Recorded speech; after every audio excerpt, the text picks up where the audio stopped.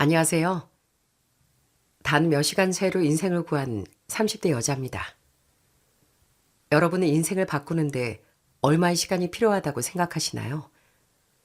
평소에 저라면 그래도 몇 년은 필요하지 않을까 했을 겁니다. 그런데 제가 충격적인 사건을 직접 겪어보니 사람 인생이 바뀌는데 단 몇 분, 몇 초면 충분하더라고요. 제가 무슨 이야기를 하는 건지 궁금하시죠? 지금부터 바로 말씀드리겠습니다. 우선 전 불행하게도 엄마 없이 자란 아이였습니다. 엄만 제 여동생을 낳고 2년도 지나지 않아 몸이 많이 아파 돌아가셨다고 들었어요. 너무 일찍 엄마 이별한 탓에 솔직히 전 엄마 얼굴이 기억도 나지 않습니다. 그렇게 엄마가 돌아가신 후 원래 식당을 운영하시던 아빤 마침 장사가 잘 안 되고 빚이 많아지는 바람에 할머니에게 저희 자매를 맡기고 전국에 있는 건축공사 현장을 떠돌아다니며 일하셨어요. 그러니 저희 자매는 자연스럽게 할머니 손에서 자라게 되었고요. 할머니는 밤마다 머리를 쓰다듬어 주시며 엄마 이야기를 자주 해주셨답니다. 네 엄만 참 마음이 비단결 같은 사람이었단다. 동네 어려운 사람 있으면 그냥 지나치는 법이 없었고 길가에 핀 꽃 하나도 귀하게 여겼어. 몸이 그렇게 아프면서도 너희 잠을 품에 안고 있을 때면 세상에서 가장 행복해했단다. 그러면서도 자기가 세상 떠나면 어린 너희들 어떻게 살까 걱정이 참 많았어. 그러니 너희도 항상 너희 엄마가 하늘에서 지켜보고 있다고 생각하고 항상 씩씩하게 자라야 한다. 할머니는 늘 그렇게 다정하게 엄마의 빈자리를 채워주셨답니다.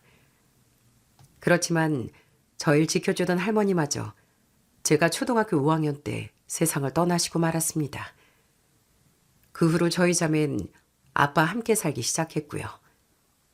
아빠는 혼자 두 딸을 키우며 정말 고생을 많이 하셨답니다. 아빠는 공사 현장에서 밤늦게 집에 들어와도 한 번을 편히 쉬질 못하셨어요. 저희가 내일 학교에 가져가야 할 준비물도 챙겨주시고 집안 살림부터 저희 재우는 것까지 뭐 하나 허투루 하지 않으셨거든요. 게다가 새벽같이 일하러 나가면서도 밥솥에 따뜻한 밥을 가득 해두고 찌개를 끓여놓는 일도 거르지 않으셨답니다. 아빠가 밥이랑 반찬 해놓고 가니까 이따 잘 챙겨 먹어. 둘이 싸우지도 말고 차 조심하고 선생님 말씀도 잘 듣고. 알겠지? 알았어요, 아빠. 저희 알아서 잘 하고 있어요. 그러니까 걱정 말고 얼른 출근하세요. 그러다 아빤 딸들과 보내는 시간이 너무 적다고 생각하셨는지 저희가 어느 정도 크자 공사일을 그만둬 버리셨습니다. 그리고는 그동안 힘든 일을 하며 모은 돈으로 동네에 작은 치킨집을 차리셨어요. 아빠 매일 아침 신선한 닭을 직접 손질하고 깨끗한 기름에 정성스럽게 닭을 튀기기 시작했습니다. 노릇노릇하게 튀겨진 치킨은 세상에서 제일 맛있었지만 무엇보다 이젠 아빠와 매일 함께 할 수 있다는 게 제일 행복하더라고요. 딸, 이거 아빠가 양념 새로 한 건데 한번 먹어볼래? 자, 해봐. 우와, 이거 진짜 맛있어요. 매콤한데 그러면서도 달콤한 게 완전 짱인데요? 저 한 입만 더 먹을래요. 아빠는 퇴근할 때마다 항상 그날 맛있게 튀겨진 치킨을 들고 집으로 들어오셨습니다. 저희 자매는 거실에 모여 앉아 아빠가 가져온 따뜻한 치킨을 나눠 먹으며 학교에서 있었던 일들을 이야기하느라 시간 가는 줄 몰랐고요. 아빠는 기름 냄새가 배 몸을 씻지도 못하고 저희가 맛있게 먹는 모습을 그저 흐뭇하게 바라보셨답니다. 우리 딸들이 이렇게 잘 먹는 모습 보려고 아빠가 낮에 그렇게 열심히 닭을 튀겼나 보다. 이런 아빠의 치킨집에 제일 자주 오던 사람 중엔 아빠 중머고인 경배 아저씨가 있었답니다. 경배 아저씨는 인상이 참 좋으셨는데 10년 전 억울하게 누명을 쓰고 3년이나 감옥에 갇혀 계셨다고 했어요. 당시 아저씨는 친한 지인의 보증을 서주었다 사기 사건에 휘말리게 됐는데 지인이 돈을 들고 해외로 도주하는 바람에 모든 죄를 아저씨가 뒤집어 쓰게 되었다네요. 아저씨는 계속 억울함을 호소했지만 상황이 불리하게 돌아가 결국 수감되셨고 아저씨 가족들과 주변 사람들은 오랜 시간 동안 진실을 밝히기 위해 백방으로 뛰어다녀야 했습니다. 저희 아빠도 물론이고요. 다행히 3년 만에 진범이 잡히고 모든 증거가 밝혀지면서 무죄 판결을 받고 세상 밖으로 나올 수 있었지만 아저씨는 여전히 3년이나 감옥에 있던 세월을 잊지 못하시더라고요. 그래도 아빠가 경배 아저씨가 감옥에 있을 때 매번 면회를 가고 아저씨 가족들도 살뜰히 돌봐주었다고 해요. 그래서 아저씨는 출소한 뒤로 저희 자매를 친달처럼 아끼며 가게에 올 때마다 저희 주머니에 용돈을 넣어주시곤 했습니다. 우리 예쁜 조카들 아저씨가 주는 용돈으로 맛있는 거 사 먹고 필요한 책도 마음껏 사보렴. 감사합니다, 아저씨. 뿐만 아니라 아저씨는 아빠가 치킨을 튀기느라 바빠 정신이 없을 때면 가게 청소도 해주고 여러 가지로 도움을 주셨습니다. 가끔 아빠가 미안해서 말리면 아저씨는 오히려 껄껄 웃으며 아빠의 어깨를 툭 쳤습니다. 얌마, 내가 힘들 때 네가 해준 것에 비하면 이건 일도 아니야. 우리 사이 미안하는 소리 좀 하지 마. 지금 생각해도 어릴 때 절 키워주신 건 아저씨 역할도 컸던 것 같습니다. 아저씨는 한창 가게일로 바쁜 주말이면 저희 자매를 집으로 들여가 밥까지 먹이곤 하셨거든요. 아줌마 역시 마음씨가 무척 고우신 분이라 저희를 언제나 친자식처럼 반갑게 맞아주셨어요. 아줌마는 미리 준비해둔 따뜻한 고기 반찬과 계란, 소세지, 감자볶음까지 저희가 딱 좋아할 만한 것으로 밥을 차려주셨어요. 오늘 아빠가 바빠서 너희 밥도 제대로 못 먹었지? 아줌마가 반찬 많이 해놨으니까 실컷 먹고 가. 아니다, 아예 아줌마 집에서 자고 갈래? 정말로 가끔 아저씨 아줌마 집에서 자는 날이면 아줌마는 저희 머리도 빗겨주시고 다음날 아침 아침밥까지 차려주셨어요.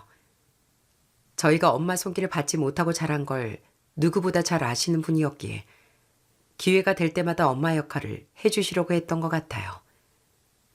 너희들 보니까 아빠 닮아서 아주 똑똑하고 야무진 것 같네. 힘든 일 있으면 언제든 이 아줌마 아저씨한테 바로 달려와. 알겠지? 그렇게 저희 자매는 아빠와 많은 이모 삼촌들의 사랑으로 무럭무럭 자라게 됐고 어느덧 평범한 직장인이 됐습니다. 하지만 따뜻한 어린 시절 기억만 가지고 살기엔 직장 생활을 생각했던 것보다 훨씬 더 고되고 치열하더군요.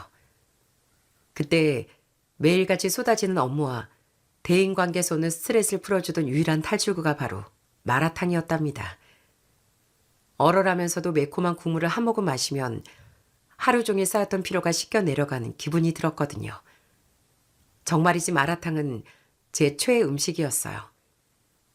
안 그래도 요즘 마라탕이 워낙 유행이다 보니 동네에도 가게가 몇 군데 있었는데 전 유독 한 가게만 고집해서 다니는 단골 손님이었습니다. 그런데 그렇게 매일같이 마라탕을 먹으려 다니다 보니 정말 예상치 못한 일이 발생하고 말았어요. 그건 바로 단골 마라탕집 사장님과 사랑에 빠지게 된 겁니다. 그 사람은 마라탕집을 직접 운영하는 젊은 사장님이었어요. 처음엔 당연히 그저 친절하고 일 잘하는 가게 주인으로만 생각했습니다. 제가 혼자 마라탕을 먹으러 가도 사장님은 항상 밝은 얼굴로 인사를 건네며 은근슬쩍 절 더 챙겨주곤 하셨거든요. 오늘도 오셨네요. 매운 단계 평소처럼 해드렸고 이건 새로 나온 음료수인데 서비스니까 매울 때 같이 드셔보세요. 오, 정말요? 감사해요, 사장님. 그래서 제가 여길 못 끊는다니까요. 그 사람은 주문을 받을 때마다 제 취향을 귀신같이 기억해내며 음료수나 사리를 꼭 덤으로 얹어주었어요. 하지만 단골 손님이라 베푸는 흔한 친절이라 생각했고 별다른 관심이 없었습니다. 그러던 어느 날 주말을 맞아 노트북으로 밀린 업무도 하고 개인적인 작업도 할 겸 마라탕 가게 근처에 있는 스땡벅스 카페를 찾았습니다. 한참을 구석진 자리에 앉아 일에 집중하고 있는데 누군가 옆에서 절 톡톡 치는 거예요. 고개를 들어보니 뜻밖에도 앞에 마라탕집 사장님이 서 계시더군요. 사장님도 마침 브레이크 타임의 시간이나 혼자 커피를 마시러 왔다 절 발견한 거였고요. 안녕하세요. 저희 가게 자주 오시는 손님 맞으시죠? 멀리서 보는데 딱 한눈에 알아보겠더라고요. 어머, 사장님 맞으시죠? 어떻게 여기서 다 뵙네요. 그러게요. 가게 밖에서 보니까 더 반갑네요. 보니까 일하고 계셨나 봐요. 사실 카페에 빈자리가 없어 기다리던 중이었는데 괜찮으면 옆에 좀 앉아도 될까요? 그렇게 저희는 나란히 앉아 커피를 마시며 처음으로 긴 대화를 나누게 됐습니다. 식당에서 주문만 주고받는 게 아니라 서로의 일상에 대한 얘기를 나누다 보니 사장님이 생각보다 훨씬 더 유쾌하고 밝은 사람이라는 걸 알게 됐어요. 서로 사소한 농담을 던져도 유머 코드가 정말 잘 맞아 얘기하는 내내 웃음이 끊이질 않았답니다.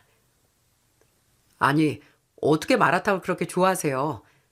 저도 가게 장사하고 있긴 하지만 사실 매번 먹진 않거든요. 그거야 사장님이 마라탕을 워낙 맛있게 만드셔서 그런 거죠. 제가 요즘 살찐 건 다 사장님 때문이라고요. 그 우연한 만남을 계기로 저흰 가게 밖에서도 종종 따로 만나 시간을 보내기 시작했습니다.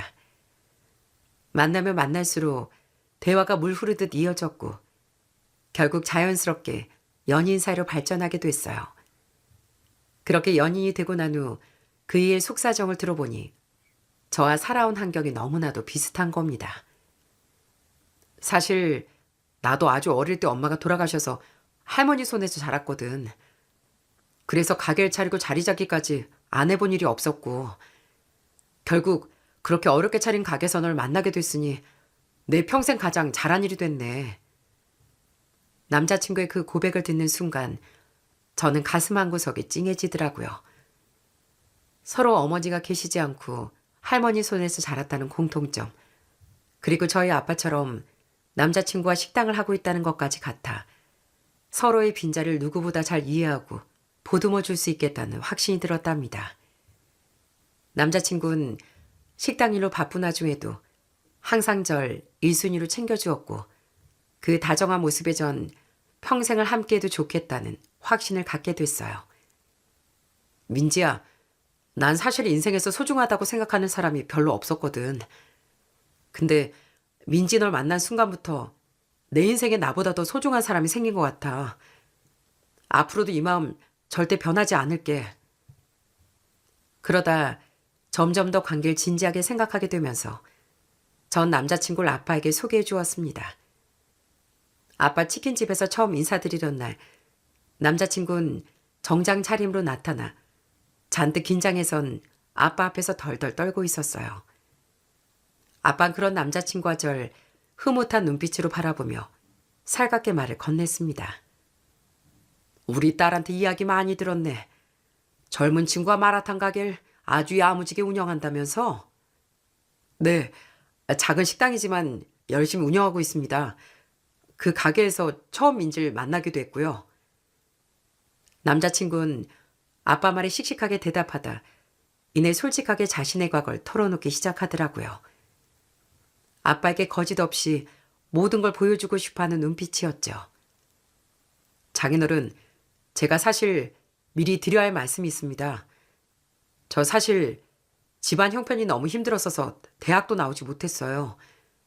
어릴 때 어머니가 돌아가시고 할머니께서 절 키워주셨는데 할머니마저 몸이 많이 편찮으셨거든요. 그래서 고등학교 졸업하자마자 돈을 벌어야 했고 공장도 다니고 전국 각지 공사 현장을 돌아다니며 막노동도 뛰었습니다. 그 말을 가만히 듣고 있던 아빠 눈빛이 순간 크게 흔들렸습니다. 그러더니 무릎을 탁 치며 놀라운 표정으로 남자친구를 바라봤어요. 아니, 자네도 공사 현장을 다녔는가? 나도 젊은 시절에 우리 딸도 먹여 살리려고 전국의 공사판이랑 공사판은 다 떠돌아다녔는데 나랑 살아온 환경이 아주 비슷하구만. 요즘 젊은 친구답지 않게 고생을 참 많이 했어.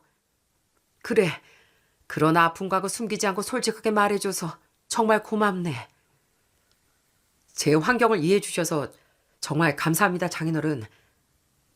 그리고 저한테 남동생도 하나 있는데요. 제 동생이 워낙 공부를 잘하고 똑똑해서 제 공부는 포기했지만 동생만큼은 제대로 가르치고 싶었습니다. 그래서 공사일하며 번 돈으로 동생 대학 등록금이랑 생활비를 대며 뒷바라지를 했고요. 다행히 동생이 형인 제 마음을 알아줬는지 바르게 자라줘 지금은 제 몫을 다 하고 있습니다.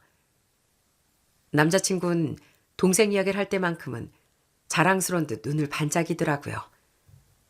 힘든 환경 속에서도 남을 원망하기보다 가족을 위해 헌신하며 살아온 남자친구의 됨됨이가 아빠에게 꽤나 높은 점수를 샀나 봐요. 아빠는 그 사람이 기특하다며 어깨를 두드리셨습니다. 자기 배고픈 건 참아도 가족 힘든 거 못 보는 심정 내가 누구보다 잘 알지. 동생 뒷바라지까지 하느라 젊은 나이 얼마나 어깨가 무거웠을꼬. 자네 정말 대단하고 기특한 사람일세.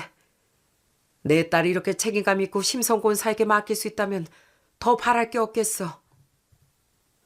이렇게 남자친구는 참 순하면서도 책임감이 있는 사람이었습니다. 얼굴에서부터 선함이 묻어나는 사람이라 같이 있으면 제 마음까지 깨끗해지는 것 같더라고요. 제가 연애를 하면서 남자친구에게 더욱 반하게 된 계기가 있었답니다. 하루는 남자친구와 함께 길을 걷고 있었는데 남친 핸드폰으로 기부단체 알림 문자가 날아왔습니다. 물어보니 남자친구는 벌써 몇 년째 매달 5만 원씩 거르지 않고 소외된 이웃을 위해 후원을 해오고 있더군요. 본인도 어릴 적 넉넉지 못한 형편에서 자라 힘들게 돈을 벌었으면서 자기보다 더 어려운 사람들을 외면하지 않고 있었나 봐요. 내가 워낙 힘들게 자랐다 보니 주변을 돌아보게 되더라고. 큰 돈은 아니지만 작은 보탬이라도 됐으면 좋겠어서 계속 기부하다 보니까 벌써 이렇게 오게 됐네. 제가 이렇게 좋은 사람과 결혼한다고 했을 때 아빠의 중마고인 경배 아저씨도 그 소식을 들으시곤 친딸이 시집가는 것처럼 엄청 좋아하셨습니다. 아저씨는 소식을 듣자마자 한달음에 아빠 치킨집으로 달려오셨다니까요. 가게 문을 열고 들어서는 아저씨 얼굴엔 숨길 수 없는 기쁨이 묻어 있었답니다. 아이고, 우리 민지. 아저씨도 소식 들었다. 그래, 좋은 신랑과 만나 결혼한다며? 아저씨 오셨어요? 네, 맞아요. 축하해 주셔서 정말 감사드려요. 그래, 결혼 진심으로 축하한다. 우리 민지가 벌써 시집을 가다니 정말 다 컸구나. 다 컸어.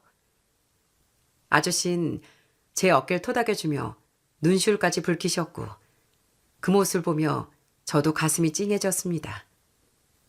그렇게 얼마 뒤 저희는 여러 사람들의 축복 속에서 마침내 결혼식을 올렸어요. 식장 안은 화사한 조명과 꽃들로 가득 찼지만 식장 한편에서 절 바라보는 아빠의 눈빛을 본 순간부터 눈물이 왈칵 쏟아질 것만 같더라고요.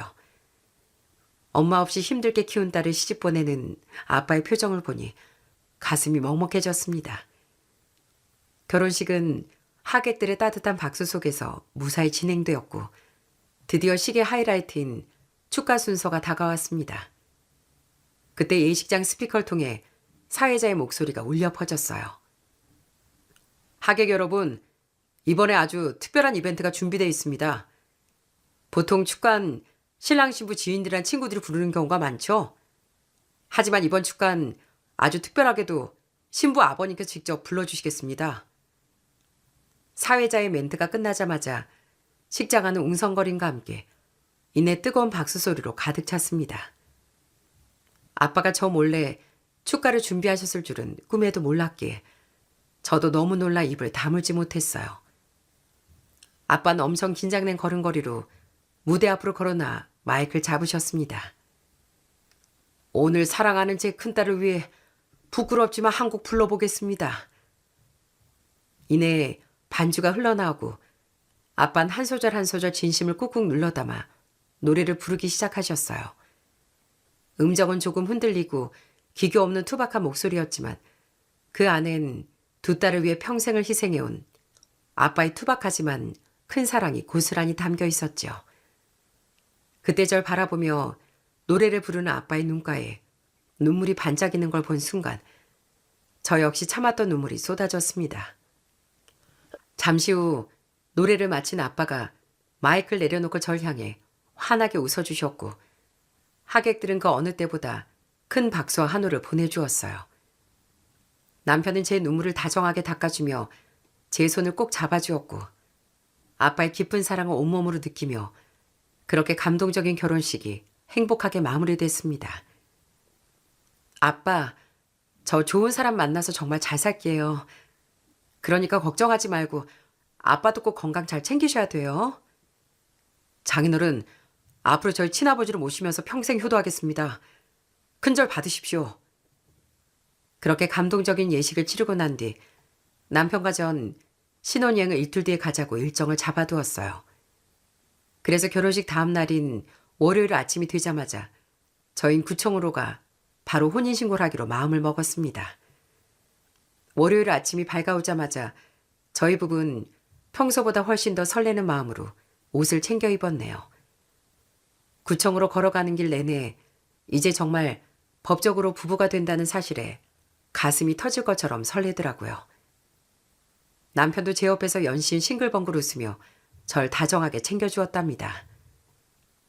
민지야, 이제 오늘만 지나면 진짜 빼도 박도 못하는 내 아내가 되는 거네. 기분 어때? 이제 어쩌겠어. 이미 늦었으니까 평생 나 책임져야 돼. 알겠지? 나 아직도 꿈꾸는 것 같이 행복해. 우리가 진짜로 부부가 되는 거야? 저흰 앞으로의 날들을 상상하며 구청에 도착해 혼인신고서 양식을 받아들고 나란히 의자에 앉았습니다. 각자 이름과 주민등록번호를 한자 한자 적어 내려가는데 손이 떨릴 정도로 가슴이 콩닥거렸어요. 혹시 글자가 틀리기라도 할까봐 한자 한자 꾹꾹 눌러 쓰고 있던 순간이었죠. 그때 마침 아빠에게 전화가 걸려왔습니다. 전 아무런 의심 없이 반가운 마음에 전화를 냉큼 받았습니다. 아빠, 왜요? 딸, 너 지금 어디야? 아빠, 제가 어제 말했잖아요. 오늘 아침에 바로 혼인신고하러 간다고. 지금 구청이에요. 윤서방이랑 같이 있어요. 그런데 전화기 너머로 들려오는 아빠의 목소리가 평소와 다르게 엄청 떨리고 있더라고요. 뭐 벌써? 민지야, 너 내 말 똑바로 들어. 혹시 지금 윤서방 바로 옆에 있냐? 네, 바로 옆에 있어요. 이제 서류 내리고 창고 앞에 서 있는데 근데 아빠 목소리가 왜 그래요? 무슨 일 있어요? 민지야, 이 아빠 말 명심해라. 지금 당장 잔말 말고 너 화장실 간다고 핑계대고 무조건 도망쳐. 알았어? 뒤돌아보지도 말고 일단 거기서 빠져나와. 아빠의 난데없는 지령에 전 이게 대체 무슨 일인가 싶더라고요. 그래서 도무지 상황 파악이 되지 않아 계속 아빠에게 되물었습니다. 아빠, 그게 무슨 소리예요? 알아듣게 얘기해 주세요. 이유 묻지 말고 아빠 말 들어. 자세한 건 이따 만나서 다 얘기해 줄 테니까 무조건 도망쳐. 그놈, 네가 알던 그놈이 아니야. 우리 다 같이 속았다고. 아빤 정말 이상한 소리만 하시다 전화를 툭 끊어버렸어요. 저희 아빠가 평생 허튼 소리를 하거나 이유 없이 소란을 피울 사람이 전혀 아니어서 전 심장이 방망이질 치듯 쿵쾅거리기 시작했습니다. 갑자기 얼굴이 하얗게 질려 굳어있는 절 보며 옆에 있던 남편이 아주 걱정스러운 얼굴로 다정하게 물었어요. 여보, 무슨 전화야? 왜 그래? 무슨 일 있어? 전 본능적으로 심호흡을 하며 간신히 표정을 수습했습니다. 아빠의 다급한 목소리가 귓가에 쟁쟁하게 맴돌았지만 우선 상황을 모면해했기에 거짓말을 지어내어 둘러댔습니다. 아빠야. 아빠가 혼인신고 잘하고 있냐고 물으시네. 앞으로 싸우지 말고 예쁘게 잘 살라고 당부하시느라 전화하셨더라고. 그러자 남편은 안심했다는 듯 특유의 그 순하고 착한 미소를 지으며 제 손을 꼭 잡았습니다. 정말? 우리 아버님 마지막까지 이렇게 당신 걱정하시네. 여보, 내가 앞으로 아버님께 걱정 안 끼쳐드릴 테니까 나만 믿어. 남편의 그 다정한 얼굴과 눈빛은 어제 결혼식장에서 제 눈물을 닦아주던 모습 그대로였어요. 하지만 제 머릿속은 도대체 누구 말이 맞는지, 왜 아빠가 그런 무서운 말을 한 건지 의문과 혼란으로 가득 차 터질 것만 같았죠. 그러다 결국 일단 이 자리를 벗어나겠다는 생각밖에 들지 않았습니다. 여보, 나 화장실 좀 잠깐 다녀올게. 서류 잠깐만 들고 있어줘. 그래, 금방 다녀와. 여기서 기다리고 있을게. 남편은 아무런 의심 없이 쌩긋 웃으며 서류를 받아들었습니다. 전 곧장 화장실이 있는 방향으로 걸어가다 남편이 시선이 닿지 않게 코너를 돌자마자 구청 뒷문이 있는 곳을 향해 정신없이 뛰기 시작했어요. 숨이 턱끝까지 차오르는 것도 있고 구청 뒷문으로 뛰쳐나온 전 외진 골목에 멈춰서 곧바로 아빠에게 전화를 걸었습니다. 그러더니 신호음이 채 2번도 울리기 전 아빠가 전화를 받더라고요. 아빠, 저 구청 뒷문으로 나왔어요. 근데 대체 왜 그러는 거예요? 윤서방 그런 사람 아닌 거 아빠도 잘 알잖아요. 어디서 뭐 이상한 말이라도 들으신 거예요? 민지야, 내 말 좀 들어봐라. 나도 그 녀석이 그저 착한 녀석인 줄 알았다. 나도 그 놈이 정말 법 없이도 살 착한 놈인 줄 알았어. 아빠는 분통이 터지는지 가슴을 걸치게 내려치며 말을 이어나가셨습니다. 너 아빠 친구 아저씨 알지? 경배 아저씨. 아빠 고향 친구 말이다. 네, 그럼요. 잘 알죠. 근데 경배 아저씨가 왜요? 무슨 일인데요? 너 놀라지 말고 들어. 글쎄 경배가 네 남편을 안 된다. 윤서방을 아주 잘 알고 있대. 아빠 입에서 갑자기 경배 아저씨 이름이 거론되자 전 더더욱 놀라고 말았습니다. 아저씨도 결혼식장에서 분명 누구보다 기쁘게 축하를 해주셨거든요. 그게 무슨 말이에요? 아저씨가 그 일을 어떻게 하는데요? 너 경배 아저씨가 10년 전에 억울하게 누명 쓰고 옥살이한 거 기억하지? 그런데 어제 경배 그 녀석이 결혼식장에서 윤서방 얼굴을 보고 까무러칠 뻔했다더구나. 세상에 알고 보니 10년 전 교도소에서 그놈이랑 같은 방을 썼댄다. 교도소에서 같이 생활한 수감자였다고. 아빠의 외침에 전 순간 머릿속이 하얗게 비어버렸습니다. 그리고 제기를 의심할 수밖에 없는 충격적인 사실에 절로 비명이 튀어나왔어요. 뭐라고요? 그게 정말이에요? 그 사람이 왜 교도소에... 전 그러면 한 번도 들어본 적 없어요. 정말 놀랍게도 경배 아저씨와 제 남편은 이미 구면인 사이라고 했습니다. 아저씨는 제 결혼식장에 도착했을 때부터 남편의 얼굴을 보곤 긴가민가에 계속 고개를 갸우뚱하셨다고 해요. 이미 10년이란 세월이 흐른 데다 당시 교도소 안에서 봤던 꾀죄죄한 모습과 달리 너무나도 말끔한 정장 차림을 하고 있어 확신을 갖지 못하셨던 거죠. 그러다 결혼식이 다 끝나고 다 함께 웨딩 사진을 촬영하기 위해 하객들이 단상 위로 올라갔을 때 아주 가까운 거리에서 남편의 얼굴과 눈빛을 마주하곤 마침내 그 정체를 정확하게 기억해내신 겁니다. 하지만 결혼식에 하객들도 너무 많고 기쁜 잔치 분위기를 도저히 깨뜨릴 수가 없어 아저씨는 꾹 참고 집으로 들어가 고민을 거듭하셨던 모양이에요. 그러다 결국 경배 아저씨는 도저히 그냥 넘어갈 수 없다는 판단에 그날 밤 늦은 시간 아빠에게 전화를 걸어 이 충격적인 사실을 전부 털어놓으셨던 거죠. 그 이야기를 듣고 아빠 역시 밤새 한숨도 자지 못하고 밤을 지새우셨고 다음날 아침 제가 혼인신고를 하기 직전 다급하게 전화를 걸어 도망치라고 소리를 지르신 겁니다. 아빠는 그 충격적인 사실을 알려주시면서도 당장 혼인신고서를 찢어버리고 집으로 오라며 다급하게 소리치셨어요. 일단 당장 전화 끊고 아빠 집으로 빨리 와라.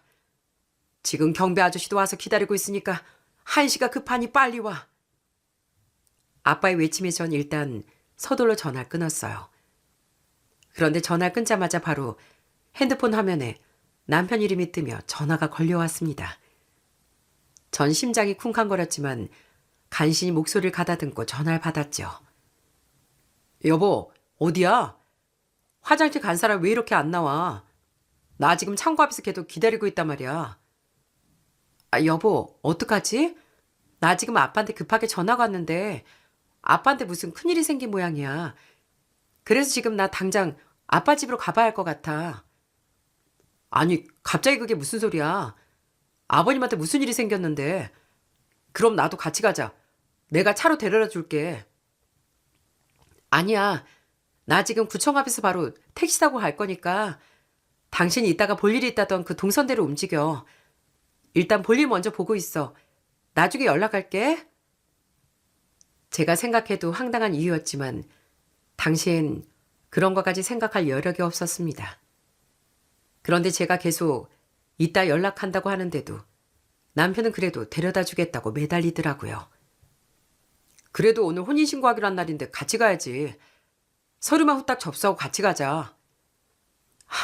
지금 혼인신고가 중요해? 아빠한테 문제가 생겼다는데 나 먼저 갈 테니까 그렇게 알아. 전 남편이 더는 묻지 못하도록 말을 자르고 딱 전화를 끊어버렸어요. 그러곤 지나가는 택시를 잡아타고 아빠 집으로 정신없이 달려갔죠. 무슨 정신인지도 모르게 아빠 집 문을 열고 들어가니 거실엔 아빠 함께 안색이 파랗게 질린 경비 아저씨가 초조하게 앉아있더라고요. 전 가방을 내려놓을 새도 없이 아저씨에게 물었습니다. 아저씨, 아까 아빠가 하신 말씀 진짜예요? 정말로 제 남편이 교도소에 있었다는 게 맞아요? 그래, 민지야. 내가 그놈 얼굴은 죽어도 잊어버릴 수가 없구나. 아저씨 설명에 따르면 지금 남편은 예전과 비교해 얼굴과 체형이 많이 변한 상태라고 해요. 알고 보니 10년 전 교도소에서 아저씨와 만났을 때 남편은 몸무게가 100kg이 훌쩍 넘는 거구였는데 지금은 70kg 정도로 거의 30kg나 살을 뺀 상태랍니다. 그 때문에 아저씨도 결혼식장에서 처음 봤을 때 너무 긴가민가 하셨나 봐요. 게다가 10년 전엔 아주 짧은 스포츠 머리라고 뚱뚱한 체격이었는데 지금은 살도 많이 빠지고 머리까지 기르고 있어 긴가민가하며 계속 고개를 갸우뚱할 수밖에 없으셨던 거죠. 내가 잠시 헷갈렸어도 그놈 얼굴 똑똑히 기억한다. 그놈이 왜 내 기억에 사무치도록 남아있냐면 그놈이 교도소에서 날 심심치 않게 구타하던 놈이었거든. 등치도 산만한 놈이 틈만 나면 나한테 손찌검하고 괴롭히는데 내 책으론 도저히 그놈을 이길 수가 없었어. 3년 동안 그놈한테 당한 걸 생각하면 지금도 아주 치가 떨려. 아무리 외형이 변했어도 그 눈빛은 영락없는 그 악마 같은 놈이 맞더구나. 다른 사람도 아니고 내 딸 같은 민지 네 일인데 아무리 봐도 내가 알던 그놈이 확실해서 도저히 말을 안 할 수가 없었다. 아저씨는 아직도 10년 전 악몽이 떠오르는 듯 떨고 계셨고 전 남편의 충격적인 두 얼굴에 눈앞이 아찔해져 그만 자리에 주저앉고 말았습니다. 제가 모르는 진실이 또 있나요? 제가 알아야 할 게 또 있냐고요. 사실 그놈은 그때 질 나쁜 사기 사건에 연루돼 교도소로 들어왔던 놈이었어. 아마 사기죄였을 거야. 그런 정갈 가진 놈이 버젓이 신분 세탁을 하고 지금 네 곁에 있었던 게야. 민지야, 너 절대 혼인신고하면 안 돼. 지금이라도 알았으니 천만다행이지. 그놈이랑 법적으로 묶였다간 네 인생 진짜 큰일 나. 어차피 결혼식만 올렸을 뿐이지 법적으로는 아직 남남이지 않냐. 아저씨 네가 내 친딸이나 마찬가지라고 생각한다. 그러니까 무슨 일 있어도 서류에 도장 찍지 마라. 알았지? 아빠 역시 아저씨 말에 동조하며 제 손을 꼭 잡고 절대 혼인신고를 해서는 안 된다고 신신당부를 하시더군요. 경배 아저씨에게 남편의 충격적인 과거를 전해 듣고 나니 제 머릿속은 온통 혼란스럽기만 했어요. 내가 그동안 사랑했던 그 순하고 착한 얼굴이 모두 거짓이었다는 사실이 도무지 믿기지 않았거든요. 한참 망설이던 전 남편의 과거를 제 눈으로 직접 확인해야겠다 싶어 결국 사람을 써서 남편의 뒤를 사사지 파헤치며 뒷조사를 시작했습니다.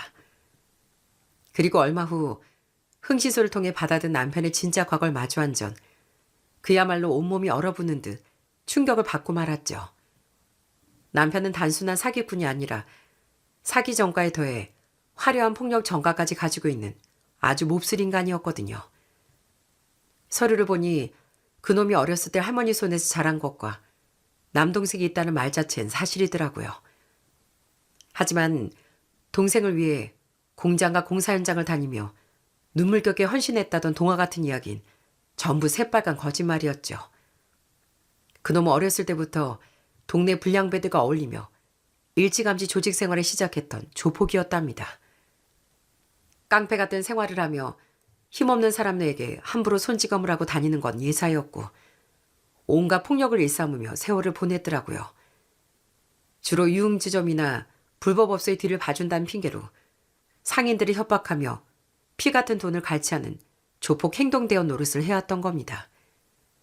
그러다 20대 후반엔 더 큰 돈을 만지기 위해 악질적인 사기 행각을 벌였고 결국 그 사기 전가로 인해 교도소에 수감됐던 거죠. 그리고 그 교도소 안에서 억울하게 누명을 쓰고 들어왔던 나이 먹고 힘없는 경비 아저씨를 만났던 거고요. 남편은 젊고 힘께나 쓰는 조폭 출신이라는 점을 무기 삼아 교도소 안에서 왕처럼 군림하며 경비 아저씨에게 무자비한 손찌검과 가혹행위를 일삼았던 겁니다. 더욱 기가 막힌 건 그놈이 교도소에서 출소한 뒤에 한 짓이었어요. 그놈은 과거에 선량한 사람들에게 돈을 갈취하고 사기쳐서 모아둔 불법 자금으로 멀쩡하게 마라탕 집을 차렸나 봅니다. 매달 5만 원씩 기부를 하고 연말마다 성금을 내며 착한 사람 행세를 했던 것도 결국 조폭과 사기꾼이라는 더러운 각을 감추고 철저하게 신분 세탁하기 위해 쇼를 하고 있던 거죠. 그 더러운 돈으로 차린 가게에서 전 매일 마라탕을 먹으며 남편의 가짜 미소에 속아 결혼까지 결심했던 거고요. 그 모든 사실을 알게 된 전 분노와 배신감에 덜덜 떨리기 시작했어요. 그러면서도 그놈의 진짜 실체를 완벽하게 알게 된 이상 저도 절대 가만히 있을 수가 없었죠. 일단 전 흥신소에서 받아든 서류를 품에 안고 떨리는 마음으로 남편을 조용한 곳으로 불러냈습니다. 남편은 여전히 아무것도 모른다는 듯 그 순하고 착한 얼굴을 하고 절 바라보고 있었어요. 하지만 그 가식적인 미소를 보는 순간 가슴 밑바닥에서부터 뜨거운 분노가 치밀어 올랐습니다. 당신 나한테 솔직하게 말해. 뭐 숨기는 거 있지? 어? 왜 그래 여보? 무슨 일 있어? 얼굴색이 왜 이렇게 안 좋아? 내가 숨기는 게 어딨어. 나 다 알고 왔으니까 거짓말을 생각하지 마. 당신 10년 전에 교도소 간 적 있었어? 제 입에서 교도소라는 단어가 나오자마자 남편은 큰 충격을 받은 듯 눈을 커다랗게 떴습니다.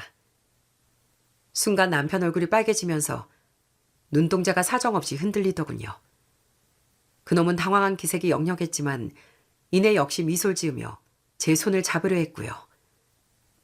그게 무슨 소리야 여보.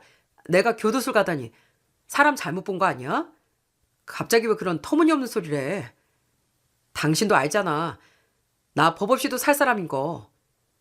거짓말하지 마. 나 당신에 대해 이미 다 알아보고 뒷조사까지 끝내고 온 거야. 당신 우리 아빠처럼 어릴 때 집이 힘들어서 공장에서 일하고 공사 현장에서 막노동 뛰었다고 했지? 내가 알아보니까 당신 옛날에 깡패 조직 생활했더라? 건달 생활하면서 불법 업소들 뒤봐준다고 사람들 돈 뺏고 다녔다면서? 제가 마침내 모든 진실을 알고 있다고 말하자 남편은 머리를 쥐어뜯으며 괴로워했습니다. 그러면서도 끝까지 발뺌을 하더라고요. 민지야, 정말 오해야. 누가 당신한테 악의적으로 유언비어를 퍼뜨린 게 확실해. 오해 같은 소리 하지 마. 그렇게 깡패짓 하다 나중에 사람들한테 사기치고 교도소 들어갔던 거잖아. 요즘 세상에 돈 주고 뒷조사하면 안 되는 게 없는 세상인 거 너도 알지? 다 알아봤으니까 제발 오리발 내밀지 마. 아니야. 아니라고. 진짜 사람 잘못 봤어. 난 절대 그런 짓 한 적 없고 이상한 말에 당신이 속고 있는 거야.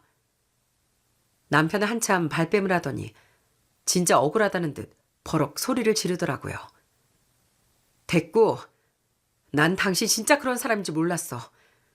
더는 여기서 구차하게 변명하지 말고 우리 집으로 가자. 그렇게 떳떳하면 당장 우리 아빠 집으로 가. 전 남편을 데리고 곧장 아빠 집으로 향했습니다. 문을 열고 들어가자마자 거실에서 기다리고 있던 아빠가 무서운 기세로 일어서며 남편을 향해 무섭게 호통을 치셨어요. 이 빌어먹을 놈, 네가 감히 여기가 어디라고 팔을 들이밀어. 언제까지 그렇게 새빨간 거짓말 할 텐가. 아버님, 제가 이미 민지한테 다 얘기했습니다. 정말 오해세요. 늘 인자하셨던 아빠의 분노에 남편이 주춤하며 뒤로 물러서던 그때 작은 방의 문이 스르륵 열리며 누군가가 천천히 걸어 나왔습니다. 그 사람을 본 순간 남편의 얼굴이 순식간에 변하며 사시나무 떨듯 떨리기 시작했어요. 그건 바로 경배 아저씨였거든요. 사실 경배 아저씨는 10년 전 교도소에서 당했던 기억과 트라우마 때문에 처음엔 남편 얼굴을 마주하는 것조차 너무 힘들어 하셨답니다. 그래서 일부러 작은 방에 숨어 계셨던 건데 거실에서 남편이 끝까지 오리발을 내밀며 거짓말하는 소리를 듣곤 분노를 참지 못하고 용기를 내 나오신 거였죠. 네 이놈, 어따 대고 끝까지 거짓말이야. 난 널 죽어도 잊을 수가 없어. 네가 아무리 살이 많이 빠지고 머리를 길었다고 해도 내가 널 못 알아볼 줄 알고? 너 나 알지? 나 알잖아. 내가 너한테 얼마나 무자비하게 맞았는지 의무팀에 실려가기까지 했잖아. 나 그때 너 때문에 고통스러워서 정말 죽고 싶었어. 결국 아저씨까지 남편의 과거를 밝히자 남편은 털썩 주저앉으며 더는 말을 잇지 못했습니다. 그 모습을 보던 아빠가 천불이 난다는 듯 가슴을 쥐어뜯으며 분통을 터뜨리셨어요. 이 천벌받을 놈아. 네 놈이 그렇게 괴롭히던 경배가 바로 내 고향 친구고 50년 지기야.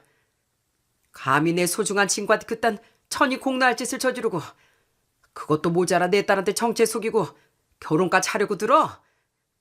네가 그러고도 뻔뻔하게 잘 살 수 있을 것 같았냐? 어? 아빠 일갈의 남편은 마침내 모든 걸 수긍하듯 고개를 푹 숙였습니다. 그리고 무릎을 꿇은 채 눈물을 흘리며 싹싹 빌기 시작하더라고요. 민지야, 장인어른, 맞습니다. 제가 잘못했습니다. 하지만 저도 정말 어릴 때 할머니 손에 자라면 너무 힘들게 컸거든요. 부모한테 사랑 한번 제대로 못 받고 자랐어요. 제 친아버지 능력도 없고 무능력해서 맨날 술만 먹고 한량처럼 지내면서 어린절 맨날 때렸다고요. 그렇게 날마다 아버지한테 맞고 살면서 제가 세상에서 배운 거라고는 오직 폭력밖에 없었어요. 누구보다 불행하게 자라다 보니 눈에 뵈는 게 없어서 조직 생활을 하고 건달짓 하다가 결국 교도소까지 몇 번 갔다 온 거 맞습니다. 하지만 교도소에 다녀온 뒤론 정말 뼈저리게 회개했어요. 절대 지금은 예전처럼 안 살고 정말 착실하게 살고 있습니다. 과거의 전 제가 아니에요. 장인어른, 민지야, 내가 20대 때 너무 방황하고 인생이 힘들어서 큰 죄를 지었지만 지금은 정말 정신 차리고 똑바르게 살고 있어. 그러니 제발 한 번만 믿어주세요. 남편은 자신의 불행했던 과거를 핑계대며 눈물로 호소하기 시작했고 이내 바지가랑이라도 붙잡을 기세로 구질구질하게 매달렸습니다. 눈물 콧물이 범벅된 얼굴로 절 올려다보는 남편의 모습은 처량하다 못해 더러워 보였습니다. 민지야, 제발 부탁이야. 당신이라도 날 이해해주면 안 될까? 내가 과거에 형편없이 살았던 건 맞지만 당신을 향한 내 마음만큼 진짜였어. 당신 없으면 나 정말 죽어. 제발 나 버리지 마. 그놈은 끝까지 사랑을 운운하며 절 감정적으로 흔들려고 안간힘을 쓰더라고요. 하지만 전 그 거짓된 눈물에 단 한순간도 동요하지 않았어요. 저에게 경비 아저씨는 단순한 아빠 친구를 넘어 돌아가신 엄마 빈자리를 채워주고 저희 가족이 가장 힘들 때마다 곁을 지켜준 작은 아빠 같은 존재였으니까요. 경비 아저씨와 아줌마 부부가 저희 가족에게 얼마나 헌신적으로 잘해주었는지 남편은 감히 상상조차 할 수 없을 겁니다. 언젠가 저희 자매가 아직 어렸을 때 아빠도 일 가고 집에 없던 날 밤 원인 모를 큰 불이 난 적이 있었네요. 뜨거운 불길과 유독가스 속에서 저희 자매는 방 안에 갇혀 울며 계속 공포에 떨고 있었어요. 그때 불길을 뚫고 목숨을 걸고 집 안으로 들어와 저와 제 동생을 구해준 사람이 바로 경배 아저씨였답니다. 아저씨는 아저씨 몸이 타들어가는 위험 속에서도 저희 자매를 살리기 위해 온 힘을 다하셨던 생명의 은인이었죠. 그런 소중한 은인에게 가뜩이나 험한 교도소 안에서 손찌검을 일삼고 영원히 남을 상처를 준 악마가 바로 제 눈앞에서 용서를 구하는 남편이란 사실에 정말 소름이 끼쳤답니다. 심지어 남편이 연애 시절 제 마음을 얻기 위해 매달 5만 원씩 후원하고 연말마다 성금을 내며 착한 사람 신용을 했던 그 모든 행동마저도 제 환심을 사기 위해 거짓말을 한 거였더라고요. 그 더러운 입으로 내 이름 부르지도 마. 네가 우리 경비 아저씨한테 저지른 짓을 듣고도 내가 널 이해해 줄 것 같아? 넌 사람이 아니라 짐승이야. 인간이 어떻게 그런 짓을 하니? 전 연신절 붙잡는 남편의 손을 가차없이 뿌리치고 발로 뻥 차버렸습니다. 남편은 거실 바닥에 보기 좋게 나동그라졌고 아빠 아저씨는 그놈을 당장 집에서 끌어내버렸어요. 그 이후 그놈과 관계를 정리하는 건 식은죽 먹기였답니다. 비록 결혼식을 올리긴 했지만 아빠 전화 덕분에 혼인신고를 하기 직전 극적으로 도망칠 수 있었고 사실 저흰 법적으로 아무런 관계도 없는 완벽한 남남이었거든요.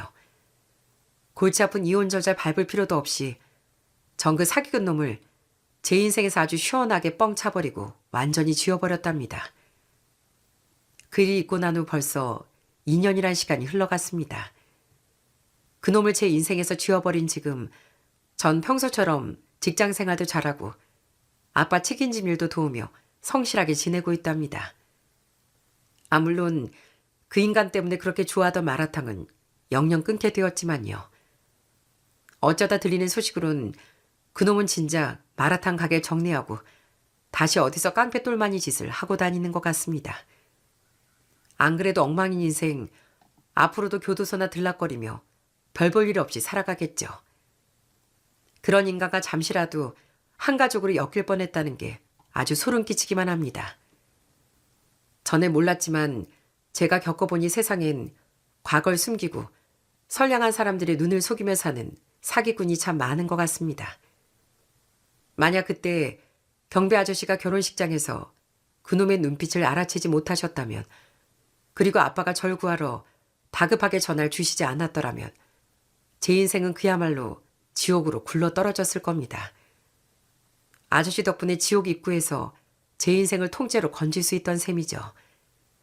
지금도 전 절 친달처럼 아껴주는 경비 아저씨와 아빠의 깊은 사랑에 늘 감사하며 하루하루 성실하고 당당하게 살아가고 있습니다.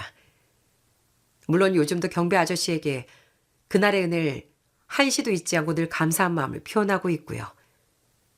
시간 날 때마다 과일 바구니를 들고 아저씨 댁에 찾아가 밥도 같이 먹고 아저씨 아줌마 건강도 살뜰히 챙겨드리고 있습니다. 하루는 아저씨가 좋아하시는 음식을 잔뜩 준비해 가서 대접해드렸는데 아저씨가 정말 좋아하시며 흐뭇하게 웃으시는 거 있죠? 우리 민지가 이렇게 자주 찾아와 주니 내가 적적할 틈이 없다. 그때 그놈한테서 널 지켜낸 건 내 평생 가장 잘한 일이다. 제가 더 감사드릴 일이죠, 아저씨. 아저씨 아니었으면 제 인생이 어떻게 됐을지 상상도 하기 싫어요. 저한테는 아저씨가 제2의 아빠는 다름없어요. 아저씨는 제 말에 눈시울을 붉히며 정말 친딸을 바라보듯 따뜻한 눈빛을 보내주셨고 저희는 여전히 세상에서 가장 끈끈한 가족처럼 잘 지내고 있답니다. 그리고 전 여전히 직장 생활하는 틈틈이 주말마다 아빠 치킨집으로 달려가 열심히 일을 돕고 있어요. 이젠 저도 닭 튀기는 솜씨가 제법 늘어서 아빠의 든든한 조수 역할을 톡톡히 해내고 있답니다. 주말 저녁 아빠 나란히 서서 고소한 치킨 냄새를 맡으며 일하다 보면 평범하지만 확실한 행복이 바로 이런 게 아닐까 하는 생각이 듭니다. 우리 딸이 옆에서 도와주니까 치킨이 훨씬 더 맛있게 튀겨지는 것 같네. 아빠는 우리 민지가 있어 매일매일이 든든해. 고맙다 우리 딸. 이렇게 큰 폭풍이 지나간 자리는 아빠와 저 그리고 소중한 사람들이 함께 만들어가는 소박한 일상으로 다시 채워졌습니다. 비록 과거에 큰 배신과 아픔을 겪었지만 진심으로 절 아껴주는 진짜 내 사람들의 사랑 덕분에 전 전보다 훨씬 더 씩씩하고 행복하게 하루하루를 보내고 있네요. 끝으로 오늘 제 긴 이야기를 끝까지 들어주신 구독자 여러분, 정말 감사드립니다.